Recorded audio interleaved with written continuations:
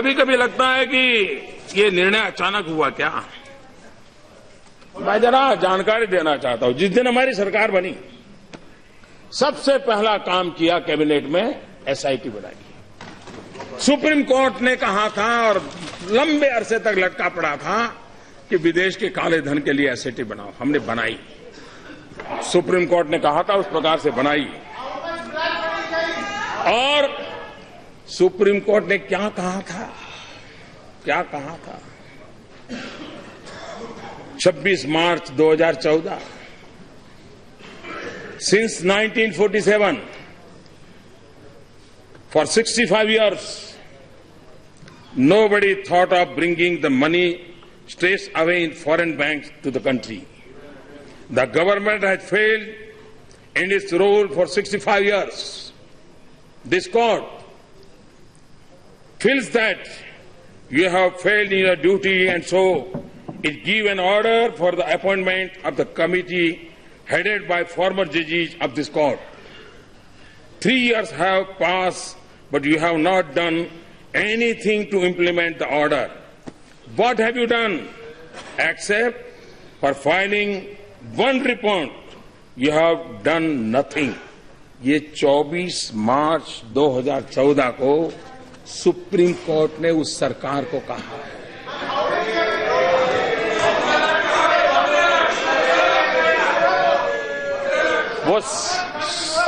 वही तो मैं कह रहा था, वो जमाना था तब आवाज उठती थी कितना गया, अब आवाज उठ रही है कितना आया, और आते रहेगा।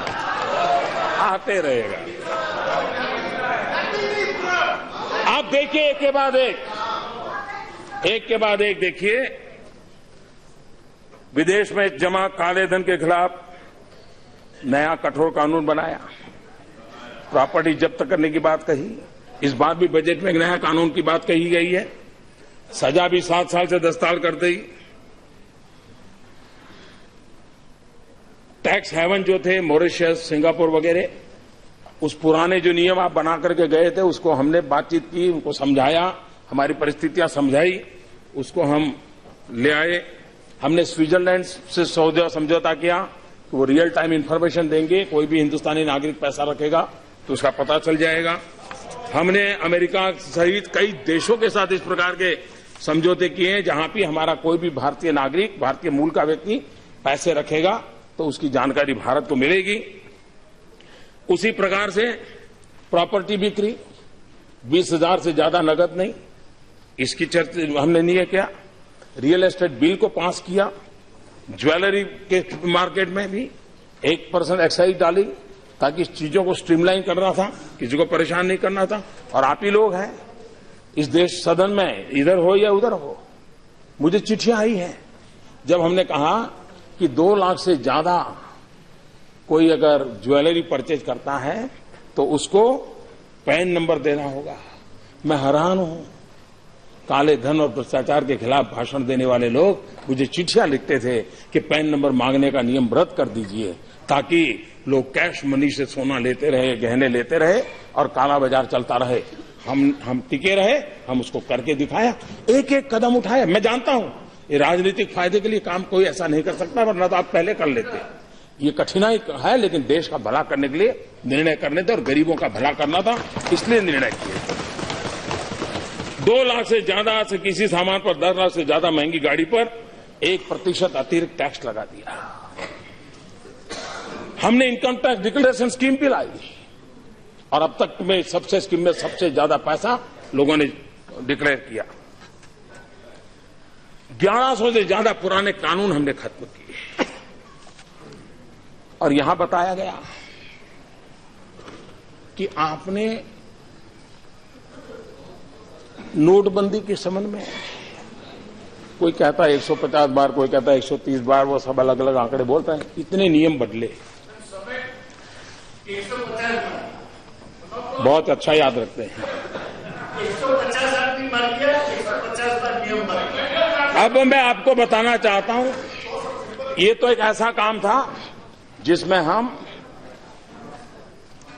जनता की कोई तकलीफ तुरंत हम समझने के बाद रास्ता खोजने का प्रयास करते थे।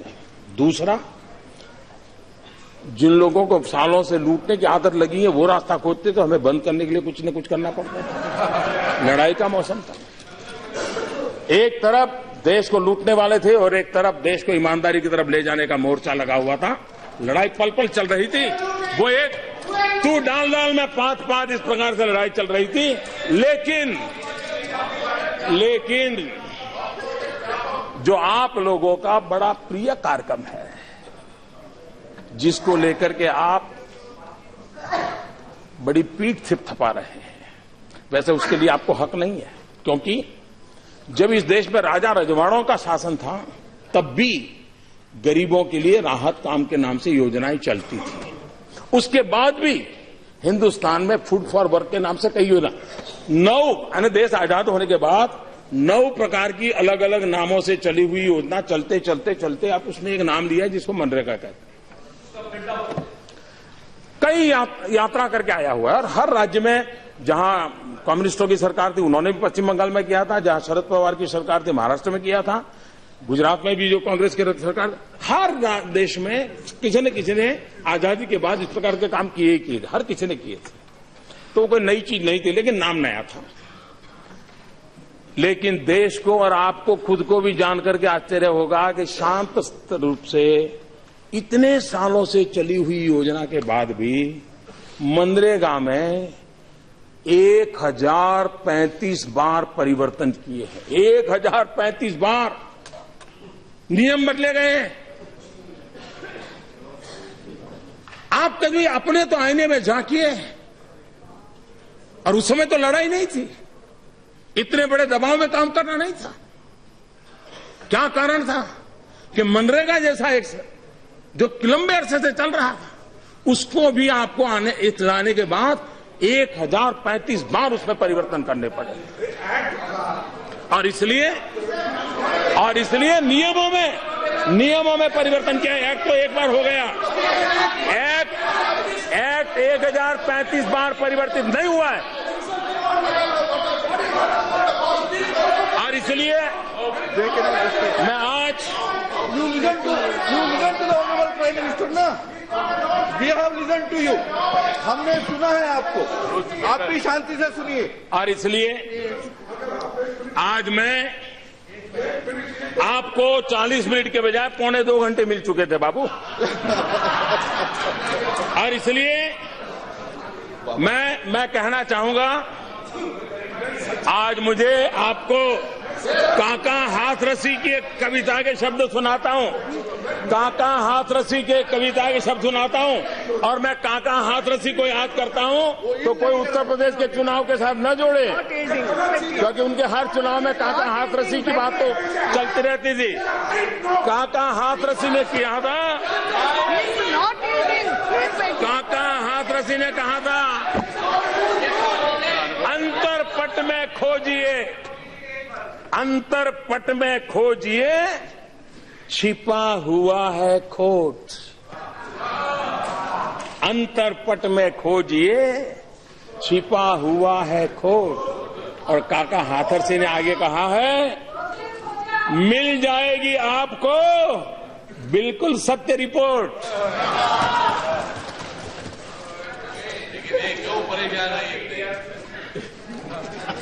आदरणीय अध्यक्ष जी, मैंने एक बात की ओर और भी ध्यान देना चाहता हूं। सरकार नियमों से चलती है, संवैधानिक जिम्मेवारियों के साथ चलती है। जो नियम आपके लिए थे वो नियम हमारे लिए भी है, लेकिन फर्क कार्य संस्कृति का होता है। नीतियों की ताकत भी नियत से जुड़ी हुई होती है। अगर नियत में खोट है तो नीतियों की ताकत माइनस में चली जाती है, जीरो छोड़ो माइनस में चली जाती है। और इसलिए हमारे देश में उस कार्य संस्कृति को भी समझने की जरूरत। जब भी हम कुछ बोलते हैं यहां से, ये तो हमारे समय था, ये तो हमारे समय था, तो आज मुझे लग रहा है मैं ही उसी पर खेलूं। थोड़ा आपके मैदान में खेलने के लिए आना पसंद करूंगा आज मैं। और इसलिए ऐसा क्यों हुआ? ऐसा तो नहीं है कि आपको ज्ञान नहीं था। आपको ज्ञान कल ही हुआ ऐसा थोड़ा था, आपको जानकारी थी। लेकिन महाभारत में कहा है इस प्रकार से, जानामि धर्मम न च मे प्रवृत्ति, जानामि अधर्मम न च मे निवृत्ति। धर्म क्या है वो तो आप जानते हैं, लेकिन वो आपकी प्रवृत्ति नहीं थी। अधर्म क्या है वो भी जानते थे, लेकिन उसे छोड़ने का आपका सामर्थ्य नहीं था। मैं बताता हूं जी, अब मुझे कहिए नेशनल ऑप्टिकल फाइबर नेटवर्क, अगर मैं उसके लिए कुछ भी कहूंगा तो वहां से आवाज उठाई, ये तो हमने शुरू किया था। मैं हमने शुरू किया था उसी से शुरू करना चाहता हूं। अब देखिए, नेशनल ऑप्टिकल फाइबर नेटवर्क 2011 से 14 3 साल सिर्फ 59 गांवों में ये ऑप्टिकल फाइबर नेटवर्क लगा, और उसमें भी लास्ट माइल कनेक्टिविटी का प्रावधान नहीं था। प्रोक्योरमेंट भी पूरी तरह सेंट्रलाइज था। वो तो क्या कारण है सब जानते हैं। अब आप देखिए हमने पूरी कार्य संस्कृति कैसे बदलती है, अप्रोच कैसे बदलता है। सब राज्यों को पहले साथ में लिया। लास्ट माइल कनेक्टिविटी मतलब स्कूल में ऑप्टिकल फाइबर नेटवर्क मिलना चाहिए, अस्पताल में मिलना चाहिए, पंचायत घर में मिलना चाहिए, इस प्राथमिकताओं को तय किया। प्रोक्योरमेंट क्या था, तो भारत सरकार के हाथ से रख करके हमने उसको डिसेंट्रलाइज कर दिया, और परिणाम यह आया कि इतने कम समय में अब तक 76,000 गांवों में optical fibre network last mile connectivity के साथ पूरा हो गया।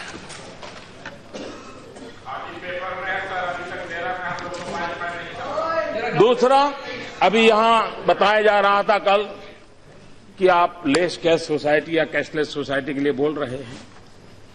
लोगों के पास क्या है, लोगों के पास क्या है, मोबाइल। मैं हैरान हूं। मैं तो 2007 के बाद से जितने चुनाव सभाएं सुनी है, आपके नेता गांव-गांव जाके कहते हैं कि राजीव गांधी कंप्यूटर रिवॉल्यूशन लाए, राजीव गांधी मोबाइल फोन लाए, राजीव गांधी ने गांव-गांव कनेक्टिविटी कर दी। आप ही का भाषण है।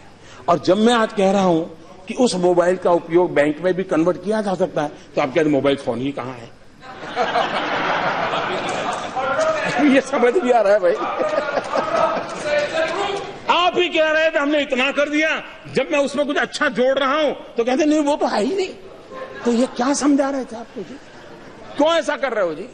दूसरी बात है, ये आप भी मानते हैं, मैं भी मानता हूं कि पूरे देश के पास सब नहीं है, लेकिन मान लो अगर 40% के पास है, तो क्या उन 40% लोगों को इस आधुनिक व्यवस्था से जोड़ने की दिशा में हम सबका सामूहिक प्रयत्न रहना चाहिए कि नहीं रहना चाहिए। 60% का अब चलो बाद में देखेंगे, कहीं तो शुरू करें। और इसका लाभ है, डिजिटल करेंसी को हम कम ना आके, आज हमारा एक एटीएम उसका संभालने के लिए एवरेज 5 पुलिस वाले लगते हैं। करेंसी को एक जगह से दूसरे ले जाने के लिए सब्जी और दूध के मोबिलाइजेशन के लिए जितना खर्चा होता है, उससे ज्यादा उसके मोबिलाइजेशन से खर्चा होता है। अगर हम इस बातों को समझे तो जो कर सकते हैं, सब नहीं कर पाएंगे हम समझ सकते हैं, लेकिन जो कर सकते हैं उनको करने के लिए प्रोत्साहित करना, ये नेतृत्व का काम होता है, किसी भी दल का हो। उससे लोगों का भला होने वाला है। अभी मुझे कोई बता रहा था, एक सब्जी वाले ने शुरू किया, कल ही कोई मुझे रिपोर्ट देके गया। उसको पूछा तेरा क्या फायदा है। बोले साहब पहले क्या होता था, एक तो मेरे ग्राहक परमानेंट थे, सबको मैं जानता था। अब मान लीजिए 52 रुपीज का सब्जी लिया, तो फिर वो मैडम कहती थी चलिए जेब और पैसे नहीं, 50 रुपए का नोट ले लो। तो बोले मेरे 2 रुपए चले जाते थे। अब मैं भी बोल नहीं पाता था, और बोले मैं लगाता था हिसाब, तो साल भर में मेरा 800,000 रुपया, ये रुपया 2 रुपया न देने में ही हो जाता था। बोले इसके कारण भीम ऐप लगाने के बाद 52 रुपया है तो 52 रुपया मिलता है, 53 रुपया है तो 53 मिलता है, 48 रुपये 45 पैसा है तो पूरा मिलता है। बोले मेरा तो 800,000 रुपया बच गया। देखिए चीजें कैसे बदलती है। और इसलिए हम कम से कम, आप मोदी का विरोध करें कोई बात नहीं, आपका काम भी है, करना भी चाहिए, लेकिन जो अच्छी चीज है उसको आगे बढ़ाएं। जहां है, मान लीजिए गांव में नहीं है, शहरों में है तो आगे तो बढ़ाओ भाई, उसको योगदान करो, देश का भला होगा, हम और किसी व्यक्ति का भला नहीं है। और इसलिए मैं आग्रह करूंगा कि ऐसी चीजों में हम मदद कर सकते हैं तो करनी चाहिए। कार्य संस्कृति कैसे बदलती है। अब ये रोड बनाना क्या हमारे आने के बाद हुआ क्या? ये टोडरमल के जमाने से चल रहा है, शेरशाह सूरी के जमाने से चल रहा है। तो ये कहना कि ये तो हमारे जमाने से था, हमारे जमाने से था, अब कहां जाओगे भाई? लेकिन फर्क क्या है? पिछली सरकार में प्रधानमंत्री ग्रामीण सड़क योजना प्रतिदिन 69 किलोमीटर होती थी, हमारे आने के बाद 111 किलोमीटर होती है। ये फर्क। और हमने रोड बनाने में स्पेस टेक्नोलॉजी का उपयोग किया है। स्पेस टेक्नोलॉजी से फोटोग्राफी होती है, मॉनिटरिंग होता है। हमने रेलवे में ड्रोन का उपयोग किया है, फोटोग्राफी करते हैं, काम का हिसाब लेते हैं। कार्य संस्कृति टेक्नोलॉजी की मदद से कैसे बदलाव लाया जा सकता है। आवास योजना, ग्रामीण आवास योजना, राजनीतिक फायदा उठाने के लिए नामों को जोड़ करके उसका जो उपयोग हुआ, लेकिन फिर भी आपके समय में एक साल में 10,83,000 10,83,000 घर बनते थे। इस सरकार में एक वर्ष में 22,27,000 घर बने। 22 lakh. National urban renewal mission एक महीने में 8,017 घर बने। हमारी योजना से 13,530 घर बने। रेलवे, पहले ब्रॉड गेज रेलवे का कमीशनिंग एक साल में 1,500 किलोमीटर हुआ करता था। पिछले साल ये बढ़कर के 1,500 किलोमीटर से सामने 3,000 किलोमीटर, डबल। और हम 3,500 किलोमीटर तक। और इसलिए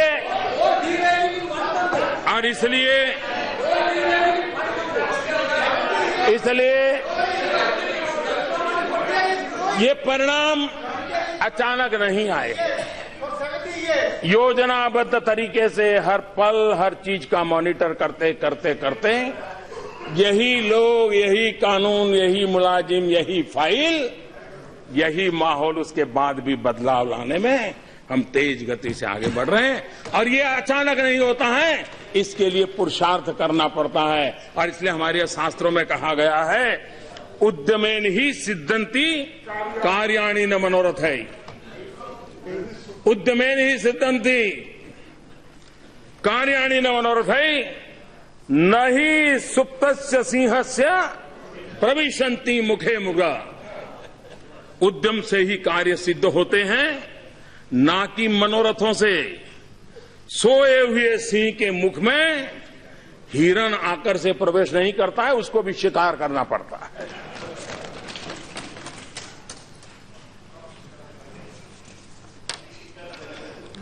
आदरणीय अध्यक्ष महोदय, कुछ मूलभूत परिवर्तन कैसे आते हैं। हम जानते हैं कि राज्यों के इलेक्ट्रिसिटी बोर्ड,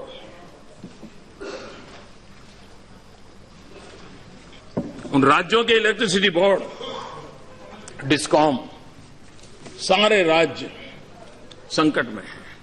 कभी तो हिंदुस्तान में लाल किले पर से इसकी चिंता की गई थी प्रधानमंत्री के द्वारा, इतनी हद तक ये हालत बिगड़ी हुई थी। पिछले 2 साल में बिजली उत्पादन में क्षमता बढ़ी, कन्वेंशनल एनर्जी उसको जोड़ा गया, ट्रांसमिशन लाइन उसको बढ़ाया गया, सोलर एनर्जी को लाया गया। 2014 में 2700 मेगावाट थे, आज हम उसको 9100 मेगावाट पहुंचा दिए। सबसे बड़ी बात, डिस्कॉम योजना के कारण, उदय योजना के तहत राज्यों को उस योजना जब वो सफल कर पाएंगे, करीब करीब 1,60,00,000 से ज्यादा रकम राज्यों की तिजोरी में बचने वाली है। और राज्यों के साथ जोड़ करके अगर भारत सरकार ने 1,60,00,000 की घोषणा कर दी होती तो चारों तरफ कहते कि वाह, मोदी सरकार ने इतना पैसा दिया। हमने योजना ऐसी बनाई कि राज्यों के खजाने में 1,60,000 करोड़ रुपया डिस्कॉम के द्वारा, उदय योजना के द्वारा बचत होने वाली है, जो उनके लिए विकास के काम आने वाली है। और ऊर्जा क्षेत्र का जो बोझ है, उस बोझ से वो बचने वाले हैं। कोयला, आप जानते हैं कोयला जहां से निकलता था उसके नजदीक नहीं दिया जाता था, दूर दूर से दिया। क्यों? तो बोले रेलवे को थोड़ा कमाई हो जाए। हमने कहा कमाल हो भाई, रेलवे की कमाई के लिए इतना सारा भोगते। हमने रेशनलाइज कर दिया, जहां नजदीक है उसी को कोयला वहां से मिले, कोयले का खर्चा हो, उस दिशा में प्रयास किया। और उसके कारण करीब करीब कोयले में 1300 करोड़ रुपया ट्रांसपोर्टेशन खर्च कम हुआ है। एलईडी बल्ब, अब ये तो हम नहीं कहते एलईडी बल्ब हम लाए, वैज्ञानिक शोध हुई, आपने भी शुरू किया, लेकिन आपके जमाने वो एलईडी बल्ब करीब 300, 350, 380 उस रुपये में चलते थे। एलईडी बल्ब से एनर्जी सेविंग होता है। हमने एक बड़ा मिशन रूप में काम उठाया और करीब करीब इतने कम समय में, पिछले 8-9 महीने से इस योजना को बल दिया है, इतने कम समय में 21 करोड़ एलईडी बल्ब लगाने में हमने सफलता पाई है और तेज गति से आगे बढ़ रहा है। और अब तक जो एलईडी बल्ब लगे हैं उसके कारण परिवारों में जो बिजली का बिल आता था, वो जो बिजली की बिल कम हुआ है, वो परिवारों में करीब करीब 11,000 करोड़ रुपयों का बचत हुई है। अगर किसी सरकार ने बजट में 11,000 करोड़ बिजली उपभोक्ताओं को देने का तय किया होता तो अखबारों में हेडलाइन बनती है। हमने एलईडी बल्ब लगाने मात्र से 11,000 करोड़ रुपया बिजली का बिल सामान्य मानवी के घर में कम किया है। कार्य संस्कृति अलग होती है तो कैसा परिवर्तन आता है, इसका ये नमूना है। और इसलिए हमने इस काम को